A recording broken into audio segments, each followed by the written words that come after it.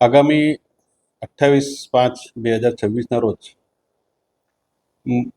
મુસ્લિમ સમુદાય દ્વારા બકરી ઈદ તહેવારનો ઉજવણી કરવામાં આવનાર છે.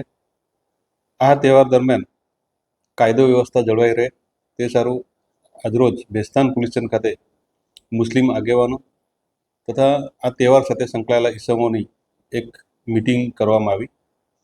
આ મિટિંગમાં ગુજરાત રાજ્યમાં આપણા ગૌવંશ હત્યાનો કાયદો અમલમાં છે તે બાબતે પોલીસ બહુ જ સતર્ક છે અને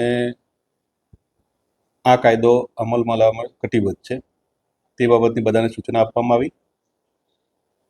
બકરી ઈદ દરમિયાન જે નીતિ નિયમો પ્રમાણે ધાર્મિક તહેવાર છે એ નીતિ નિયમો જળવાઈને ધાર્મિક તહેવાર ઉજવાય તે માટે તમામને સૂચના આપવામાં આવી અને જે આજે આગેવાન હતા એ લોકોને પણ સૂચનો અમે સાંભળ્યા. એ બાબતે બંને સાથે મળી આ તહેવાર માં કાયદો વ્યવસ્થા જળવાઈ રહે તે સારું તમામને સૂચના આપવામાં આવેલ છે.